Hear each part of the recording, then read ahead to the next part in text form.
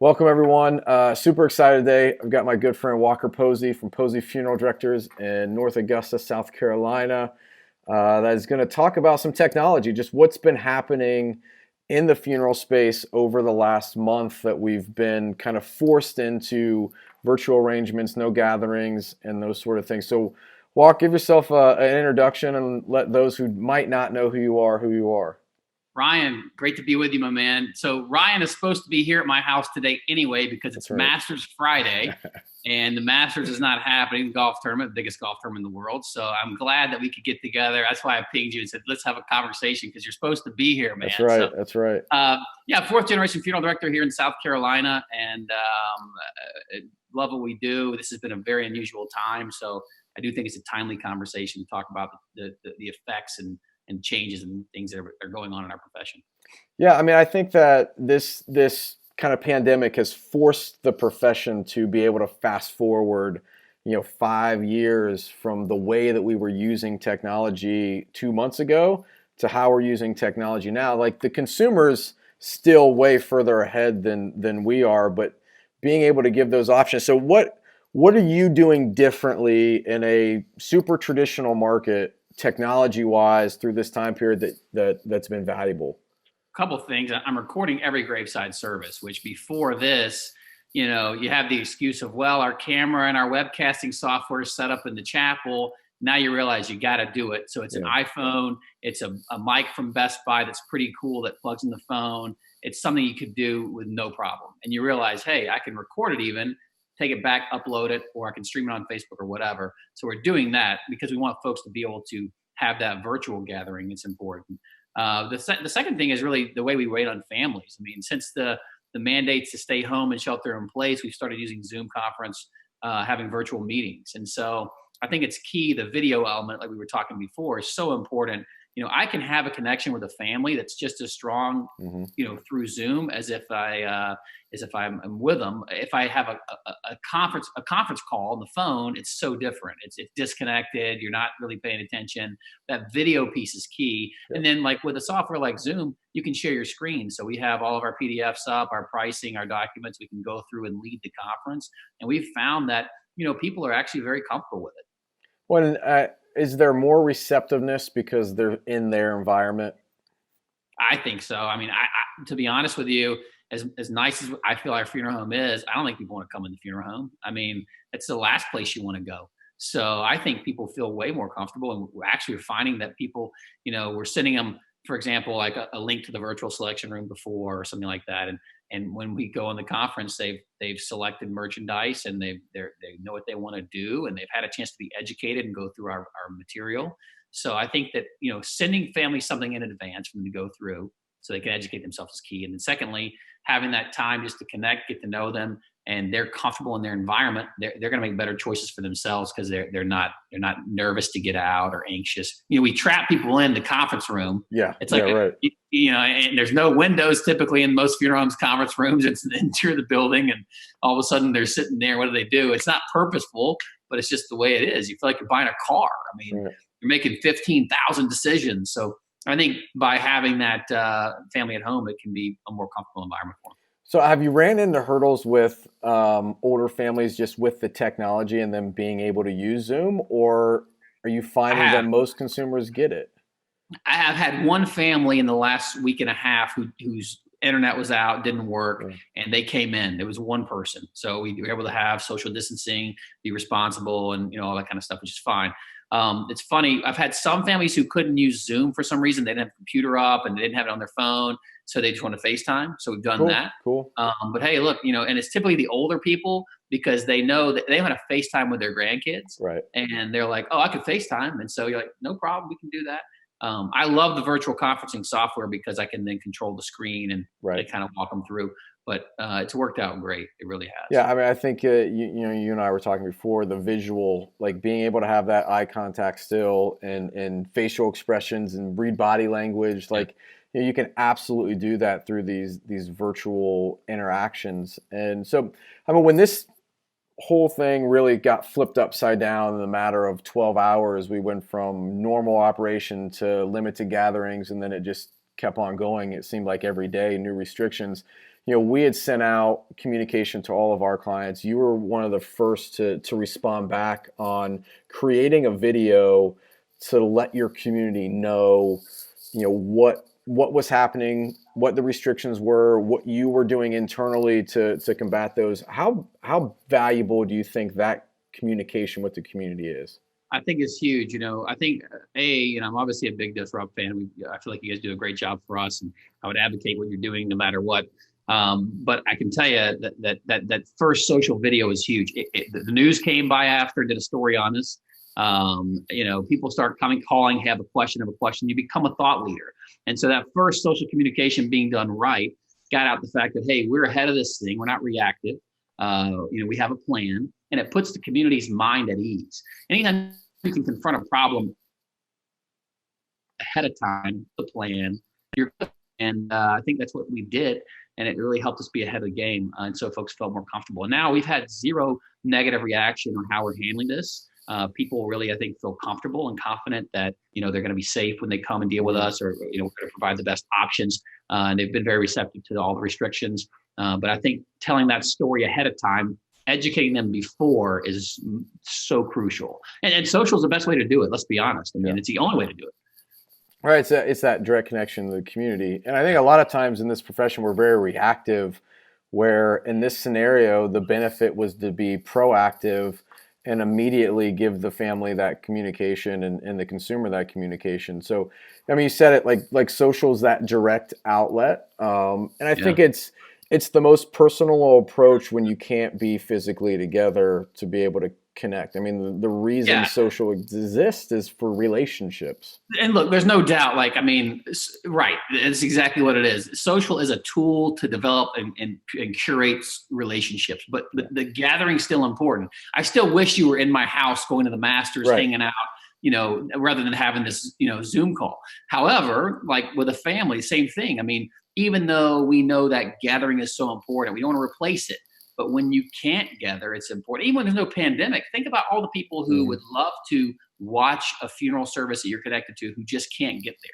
Right. They're not close enough to fly in. Maybe they have a sick family member, whatever it is, but offering that, and even just almost giving it away every time, so important. Like, we should be facilitating people participating in funeral services because it helps the family feel better.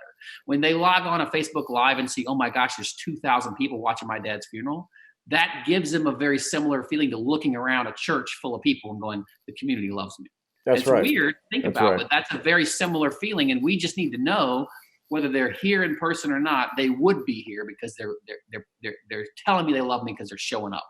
Right. And if you've never watched a live stream of a funeral and you don't feel that you could feel emotion through that, you've got to watch a live stream. I mean, I think probably, my family, we watched Kobe Bryant's memorial service together on the couch, and there wasn't a dry eye. I've never met Kobe. Kobe was I watched him on TV. There was really no impact on my life whatsoever, but gosh, the emotion that is, you're there. And so Michael Jordan speaking, I'm bawling like a absolutely. baby. And I mean, it was amazing to see, because you knew his relationship.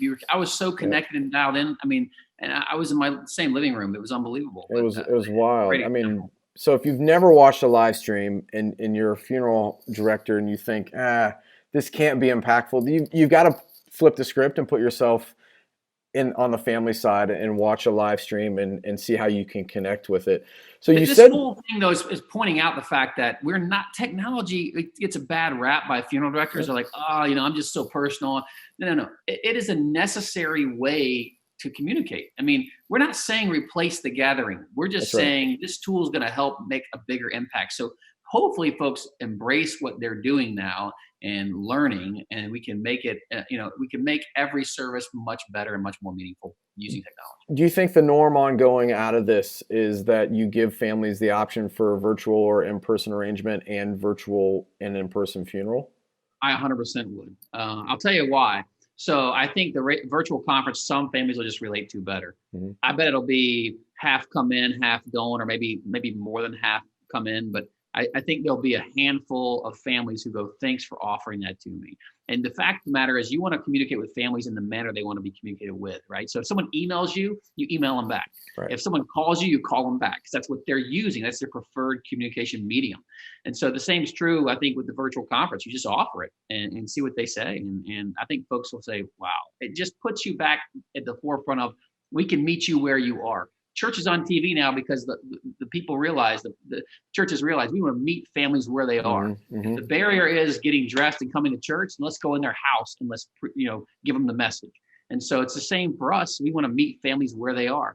They've had the worst day of their life. They may not feel like coming in and dressing up and talking to you in your conference room where the other people are coming in and out, and they're going to see people. So it's a courtesy, really.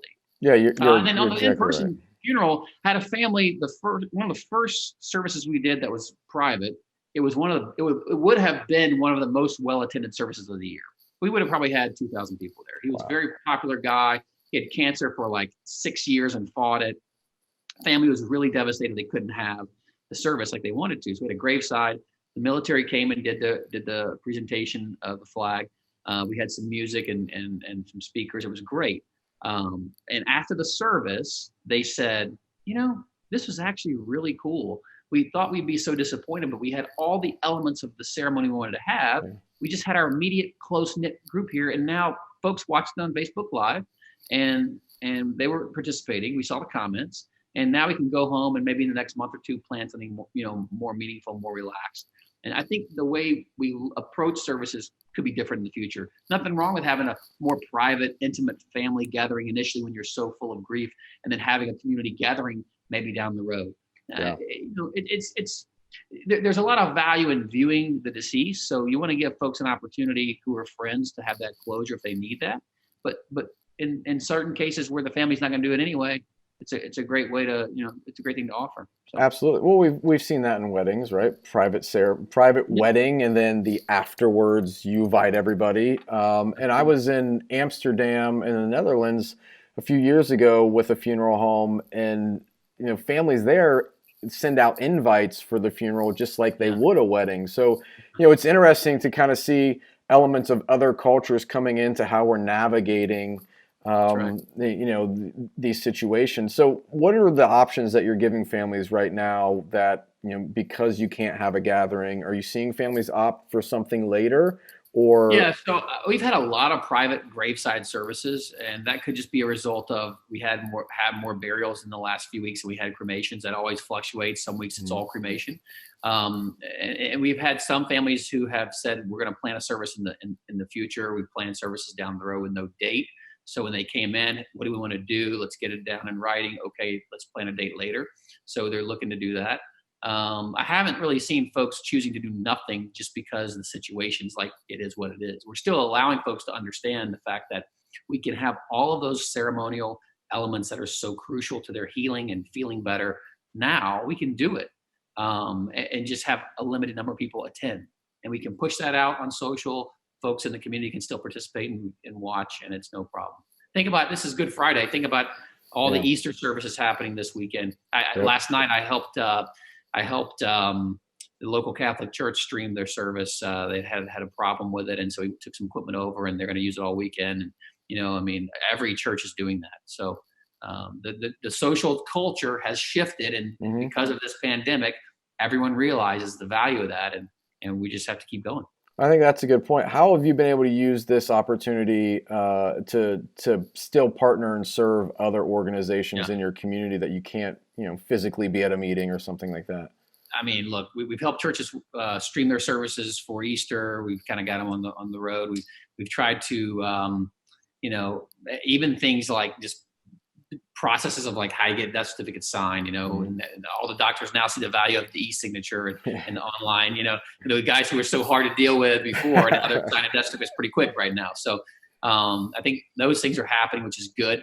I think the process, all the way around, it's going to be everyone at every touch point is going to see the value that they can bring with technology and how it just makes us more efficient. Yeah. I do think that it still begs the question, or poses the question to me on like some of the software side. We have a need for better software in our profession. I mean, I'm hoping these technology companies will step up and design stuff that is current and is not, in the 20-year, old range that we've been dealing with. So Yeah, I mean, there's huge room for improvement. But I think, looking at this from a technology standpoint, and I think there's a lot of valuable things for the profession that will come from this. I do too. Yeah. I mean, I think too that when you put limits on families being able to gather, and you kind of take that, not necessarily take that away from them, but the decisions being made for them that they can't have a large gathering, I think that there's value that goes into that ongoing now, where it's putting more emphasis back on whether it's during the funeral and then you have a gathering, or it's months later and you plan something. Still having that closure with people is important, but I mean, being able to not use to cut you off, but I was going to say, like, even honestly, it goes back to basic things like the value of the memorial website. Yeah. I mean, how valuable is it? So I always call that with my family to say, look, there's a virtual community of healing we have at poseycares.com. And your loved one's going to have this site forever. Now more people are sharing photos and videos, and they're not just leaving their name. I mean, part of this cultural shift is on the consumer. I mean, I was talking to Joey at Funeral One, and he said, before this, like, the percentage of people webcasting was so small. Yeah. That's why they haven't really improved the product. I was always complaining, what's going on? Why? And he's like, man, no one uses it. And then all of a sudden, like 2 days in, they improved it. It's out. And he's like, we're webcasting so many services, and so then they have a reason, by demand, to make something better. And I get that from a business standpoint. You only invest in things where the demand is. And so we offered it for 15 years and would do it a couple times a year. Wow. And now it's like 90%. And it'll probably become the standard going forward. I think it will, for sure. Absolutely. Yeah. That's amazing. Well, Walk, I appreciate your time. It's one, I wish we were together, but this is a good second if we can't be physically together. So I appreciate you coming on. Any closing remarks that you want to make? Man, my closing remark is thank you for all you're doing. I mean, you've been at the forefront of pushing information out during this time. And, I think even though you guys are a social media company and not necessarily a technology company, people look to you as a technology company. So thanks for your leadership and just pointing folks in the right direction and really making the channel of social easy to use. I mean, so I like doing social, and I feel like I like doing videos, and I like even creating our own content. But I don't have time to edit. So I love the relationship I have with you guys, because I can shoot something on my phone and send it like to your team and say, hey, by the way, can you put a cool intro or ending or something? And all of a sudden it looks so much more polished, and it allows me to do things on a limited time schedule that I couldn't do, and to make an impact in my community. So thanks so much for all you guys are doing. And I hope that our profession embraces this, the positive changes that are coming. Yeah. Right now in New York, I want to say, my heart goes out to those guys. We're talking about the impacts we have, and it's so minimal here where I am compared to New York City. Yeah. I was on a call yesterday with a handful of directors, and I mean, it's a crisis. Even in Detroit, it's a crisis, and they're in a management mode.